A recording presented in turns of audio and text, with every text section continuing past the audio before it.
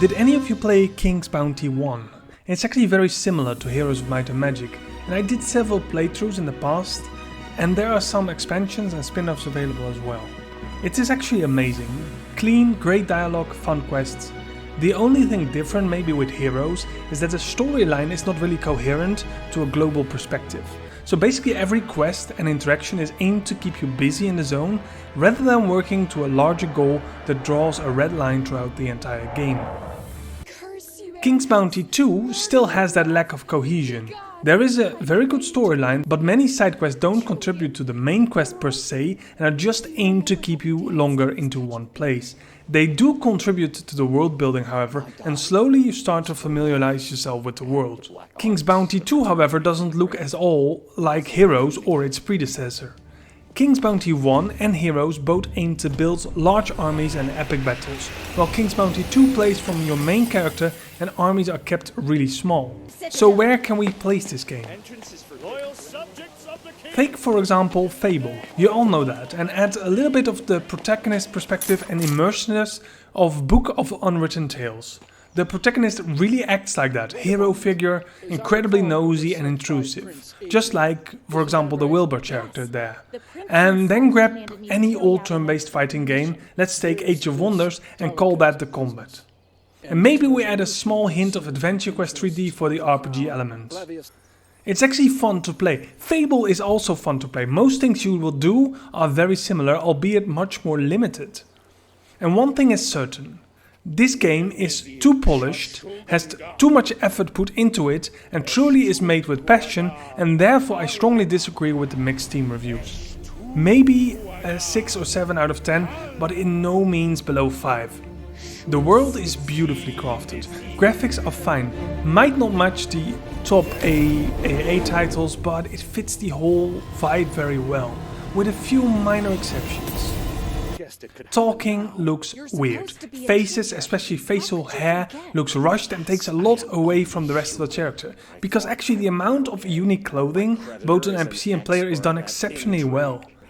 I think less would have been more. They tried so hard to make a lot of strings and loose ends that it actually mismatched with the rest of the style. If not using loose hairs but just full hair models with rough edges and a good pattern, that would have worked so much better. And then the horse. Just remove the horse. When you ride your horse, it turns way too fast, even on lower mouse speed, but you get so nauseous driving. I don't know what they did, but it feels like the horse is a separate entity like you see in multiplayer games when you jump on the back of someone's bike and the ping is really low and you just 10 FPS stutter your way through the world. And the player is floating above the saddle. Well, not if you wear full plate, but definitely if you just wear your starting trousers. These small fixes that get introduced almost directly at the start and persist throughout the entire game are 1000% game breakers that only require minor optimization to smoothen out. And less is better. Drop the horse, we don't need it. We can teleport every new area anyway and it doesn't walk much faster than the player. But if you look past all that, it becomes actually decently beautiful. The world is very well done. Look at Prince Adrian's castle, stunning inside. Every zone is unique and full of small treasures and such.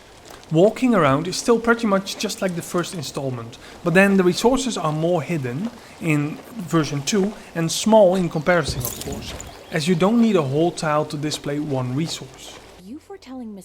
We should praise games that evolve, and King's Bounty 2 evolves from a Heroes clone to, well, a Fable clone, I guess, and it isn't that bad, but I still see mixed reviews on Steam. The negative part of the reviews are literally caused by two things. It is not similar to King's Bounty 1, and therefore it sucks. People had their expectations hurt and refused to enjoy the game, and they don't want to play a game like Fable but a game like Heroes. And then of course the horse and the talking, there's literally nothing else to say about it. I usually don't like comparing and I see many other content creators making that their sole trademark. It is literally the cheapest way to judge a game without having to rely on experience or commitment. which means you can play for less than an hour and have enough material to rant a long time about the game. Not because of what you experience in the game, but because of what you experience in other games that's supposed to be similar in your own experience. And for that very reason, I completed the entire game. I went in with an open mind and I definitely enjoyed myself a lot. I played the paladin girl and you can choose between her, a mage and a warrior. Since I already read you couldn't build large armies, there was literally no point in taking the warrior, and in hindsight no point in taking the paladin either. The mage would have probably been the easiest, as you can just double your damage output using your hero, so that brings some unbalance in which character to take. The paladin girl is incredibly self-righteous and enjoying. You have been stuck for over 5 months in a cell because the king was poisoned and some mage involved you while doing it. The current leader is Prince Adrian, as the king himself is trying not to die, and after the time spent in lockup the prince decides to summon you to help him find out more. You pick a local guard and be on your way. There are 4 types and very roughly it's gonna be humans for order, dwarves for anarchy, undead for power, and maybe finesse is just elementals. Since they don't like being with each other, you either need to spend all your order skill points to make them like each other, or just completely forget about it and go one type. If you do that, you can actually put your skill points in more useful things. Most regions have small simple skill checks like a 3-symbol combo or fix a statue to find more hidden treasure. All puzzles are almost childishly easy, which is a pity, but overall, if you're not in a rush, fun to do. So let's talk a little bit about combat and troops. Combat is challenging, as always. Using a hex grid you can place up to 5 armies only, and a max of 10 units each army. The combat maps are initially small, so fast units get you to your backline actually at the first turn, unless you block them off completely. All units have counter once per combat turn, so it's really tricky not to continuously use troops, and as a paladin you can heal. Heal initially can't resurrect, so you can only pray that a 70 health troop unit gets 69 damage, which you can heal up for that amount the same turn. Because if he gets 71 damage, you lose 1 unit from a troop and heal for 1 health point only. On the flag you can see a number. This is the turn order, so this will help you incredibly to determine which enemy will attack first and if you're faster than an enemy troop. All troops have a basic attack, simply activated by clicking on an enemy when it's in range. But on the 1 key also a special attack, which threw me off at first because it felt like that would be the basic attack. When pressing 1, for example, archers get fire arrows and dogs get a bloody bite and spearmen do a critical strike. Priests can heal every turn, but others can only use it once per combat or have a cooldown. It's very important to make sure not the entire troop dies, because if at least 1 unit is alive you can heal the entire troop back up for a small cost. Of course, later in the game you cannot heal the entire troop up and it will be much more expensive if your units are much stronger. As troops fight for you, they slowly increase up to 3 times in rank, getting new skills, better stats and even a visual upgrade. To compensate for only having 10 units per troop, you can over time get better troops, which means spearmen become swordsmen, archers become crossbowmen and healers become mages. Stronger troops unlock after you level up a bit, for example knights on level 20. This means from the 5 troops with 10 units you can have, your army power still keeps increasing as you need much more leadership to max out the higher troops. Despite being a mage, it was relatively cheap to pick up leadership in talents and gear without affecting the spell power a lot. The talent tree is split up in 4 sections, the same as the units. Order is healing, resurrecting, eventually, morale and being able to combine armies cross-section. Anarchy is warfare heavy, plunder, initiative, lifesteal and lots of melee advantages. Power is somewhat similar to Anarchy but more offensive and ranged focus. And Finesse is hero focused, spells, spell damage and so on. A lot of quests end up in giving you a choice. Actually, most of the quests do. For example, you give the pig to an old man, which is the original owner, or give the pig to the buyer, and those choices impact the reward. If I give the pig to the old man, I get anarchy score. If I have a certain score, I can upgrade higher skills in the anarchy tree. For example, I need 8 energy to unlock lifesteal. Anarchy is usually the less moral choice. But if I restore order and I give the pig to the buyer because the old man forgot he sold it to the buyer, I will actually get order points. And with 8 order points I can unlock skills like leadership, which allows me to hire more troops. Eventually, if you follow an ideal too long, you're actually prohibited from choosing another path, and thus your freedom of choice ends right there.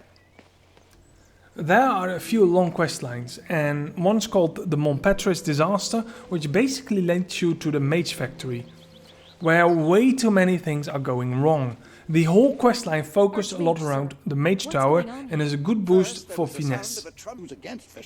Another questline is enemies among men and are more order focused, like weeding out bandits and helping the Royal Guard to bring some bad nobles to justice. You can learn or upgrading your spells in your spellbook. Initially you need 3 things to learn a skill. You need the talent to learn from that Schools of Magic. You need a scroll with a spell on it. Scrolls are scattered everywhere, but often a bit harder to find due to being really small. And you need arcane knowledge, especially with stronger spell this can be quite high. Automatically the paladin starts with life spells. A good counter seems to be death, so I invested in that tree as well. Death and darkness is aimed to fear, cripple, weaken and debuff enemies, and have some damage dealing spells too. This can be very helpful as some spells target all or multiple enemies. Fearing weaker units can render them completely useless as they cannot attack higher level troops. Life and Light has a lot of healing, which are mostly useless on low units as they cannot resurrect, and some decent damage spells with dot damage as well. Another spell, Celestial Fire, gives 30% bonus attack to all allied troops on max rank for 3 turns, which is insanely overpowered. In the end, some summon spells become available, which instantly becomes your prime spell, especially with summoning 2 from the talent tree. And then comes Resurrection as highest life school magic, which is just so overpowered as you can even resurrect troops that were completely wiped out. Other schools are Earth and Ice, focused on binding, slowing or transforming enemies, which has some very powerful spells, and Air and Fire, focused on damage dealing and dot damage. Lastly, it's possible to gain scrolls which cannot be learned from. These will give buffs in gold and experience as well as other buffs for coming fights. And even scrolls enabling you to summon troops to your army or reserves. Going full tanky gear does not make you a good spellcaster, as the arcane knowledge mainly comes from the gear of the protagonist, or sometimes a little bit from the finesse talent tree. Gear itself is found in the many treasure sites littered across the map, or from quest rewards or battles. Chests itself will lit up when you come close, and once lit up they will always show on your map if you didn't find them. Another good way to get more gear is doing rifts. In these rifts you will fight with a borrowed army and a level 30 hero. These are not overly hard and usually require a smart tactic to overcome them, but will overall give you a legendary set gear piece. Some gear will cast a high level spell at the start of the battle. For example, the Rod of Deception was so powerful. It casts weakness for 3 turns on all enemies at the start of the battle, causing them to always do minimum damage. This has such a massive impact on the game that even when I got stronger weapons with stats, the passive of the rod makes every fight at least 30% easier. I actually never changed the rod. After a while these fights get quite challenging and you wonder what you are doing wrong, but simply misunderstand certain mechanics or tactics in the game. The rifts are the perfect showcase of how some fights seem impossible but can be relatively easy if you make sure the right troops are on the right spots. For example, a rift where you have little use of your hero, which has only 2 scrolls and the fight seems almost impossible. You have 4 very powerful cavalry, which you want initially set against the strongest enemy, which are some void trolls, as they can do tons of damage. Losing very hard 2 times in a row quickly learns you that if you have rushed these cavalry to the very back of the map, you block out their devastating mages and archers who will attempt to distance, giving you tons of control zones attacks. This is when an enemy in a square next to you tries to walk away. Since there is no limit, placing your cavalry in a 4-man group gives you tons of free attacks, clearing out half of their armies. Meanwhile, your very low damage tanky units can block off the strongest enemy trolls for 4 turns before dying. And by that time, most enemy troops in the back have been slaughtered. Would you have spent 2 turns stacking up on the trolls to kill them first, they would have AoE stunned you in combination with void worms who also have an AoE stun. But they won't use the AoE when next to friendlies, keeping them pitted against your cavalry, but not using their main attacks. In another fight you have a massive enemy army, but only 1 dragon and 3 gargoyles. Using the terrain and a few spells and using your best troop to its full advantage while keeping the gargoyles engaged at all times helps you defeat it, while if you would have rushed in, it always ends up in certain doom. In another fight you control quite some meat shield and a powerful red dragon. With a cone attack and also a firewall attack which can be cast in the direction he is looking, positioning is the key. Where you use the meat shield to attack the enemy so they don't counter when your dragon hits multiple enemies at once. Another rift was entirely about control, using AoE stuns to keep their 2 main damage dealers out of the fight and then using taunts while blocking a narrow path with another unit to prevent them from completely attacking you.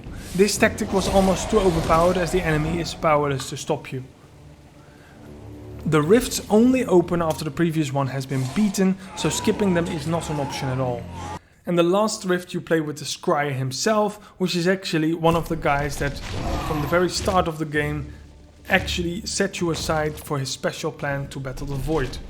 As troops you have just 1 dragon. Even the pre-screen calls it undefeatable, but with a combination of summoning, heal overtime and disease spell, it is doable.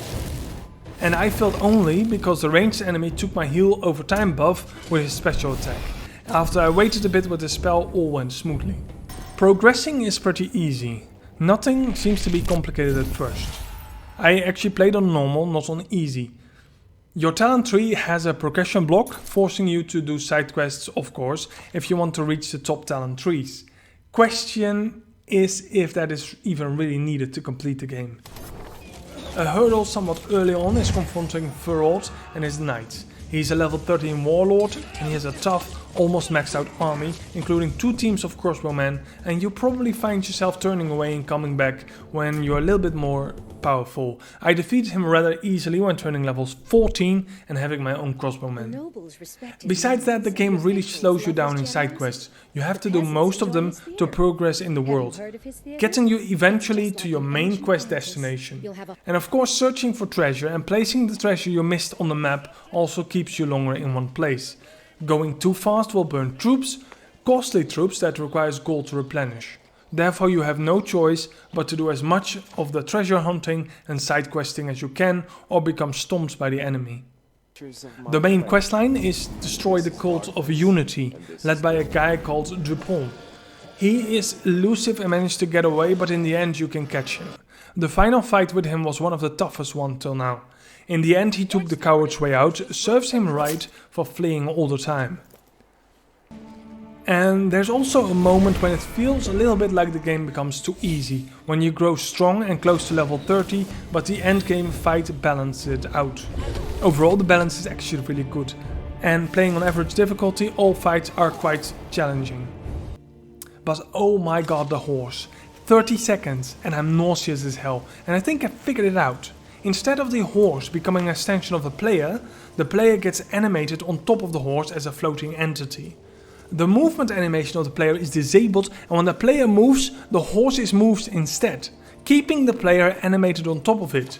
When looking to your left and right, the game is constantly forcing your view back to be centered in front of the horse, causing a blurry shake in the screen. Neither one's head moves when using the mouse to look around, and it's actually the player looking, but the player is locked in a pose and isn't moving. Rather than making 2 players, one on foot and one on horse, they keep the camera locked on the player, which is bound to all kind of FPS and other nonsense, while the horse is the one moving by your arrow keys. If the camera would be locked to the horse, there would be actually no problem. I could be wrong, but I have a strong feeling I'm close enough. The horse head should then not only moving when steering left and right, but also when using the mouse to look around.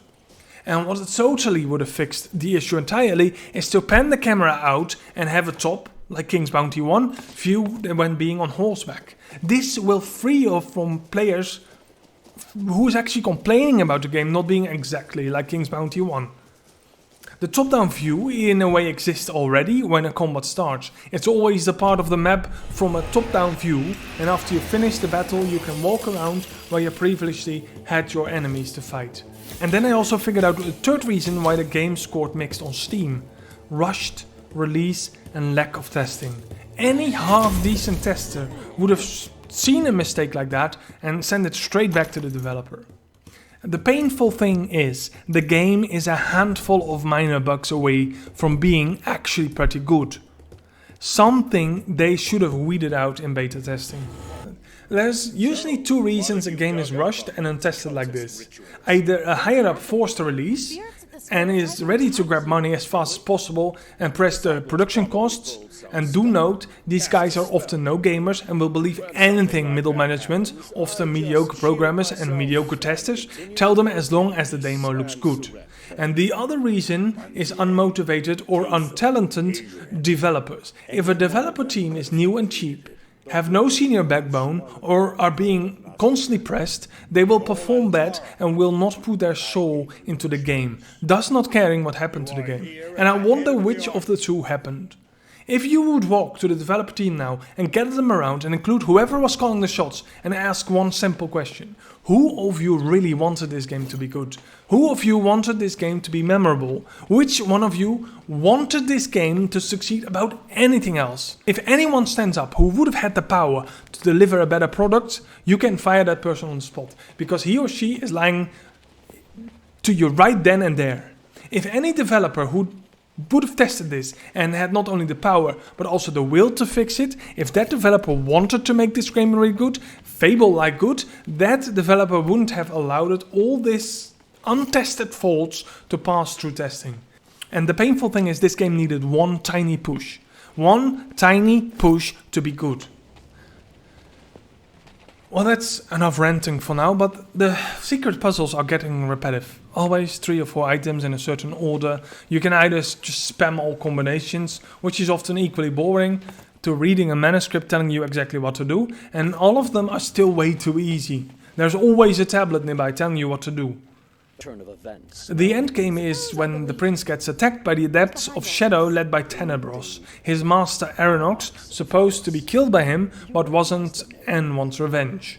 The game becomes somewhat confusing for a moment as suddenly some passive merchant guild assistants become a super assassin, and that's literally the only frame she's relevant. And she suddenly kills a lot of assassins and becomes important. And the other thing that totally makes no sense is that many objects before you meet Aeronox start random nonsensical monologues. After some fights we actually get to Aeronox, and Gisela, an alchemist in service of Aeronox, stabs him in the back. She wants to redeem herself because she's always been helping Aeronox, and she kind of feels like she's losing control here, so she does the best thing she can and just takes out the master, so she gets off free. And Aeronox was in league with Montier, which was the advisor of the king, and as Montier teleports away, a real siege starts with actually one of the coolest cutscenes in game. Here he is! He has griffins!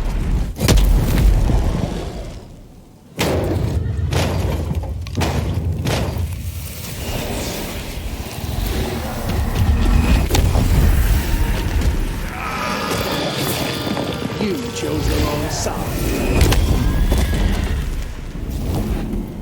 Is that all? In the fight against him, I summoned my bears and he mind controls them right away.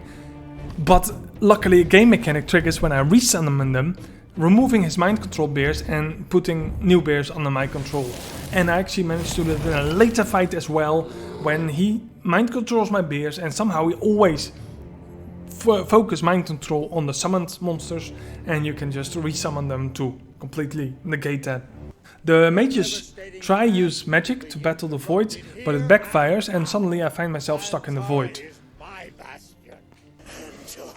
Many old friends get teleported with me and they all want to help me defeat the void by giving, or more likely selling me units I cannot even use. The last fight was actually pretty hard. The enemy could continuously cast spells, take over units and taunt my other units, and for the first time I needed all my mana to complete the campaign. The end was very open and I felt like I completed the first half in about 24 hours of playtime, which is a good amount of time actually for a campaign. But I was brought to the title screen, so I guess a DLC is coming. Well, it's not. Not with mixed reviews, it's not. Because any producer will just say, fuck this game, it failed. But, well, here's to hoping. And if people stop giving bad reviews for no reason, or at least try the game, we might actually have a shot of getting my second part, because I finished the game. I don't usually finish games, because games are usually boring and repetitive. And when I finish a game, it means it has to be at least half decent. So I kind of want my second part, thank you very much. Oh no.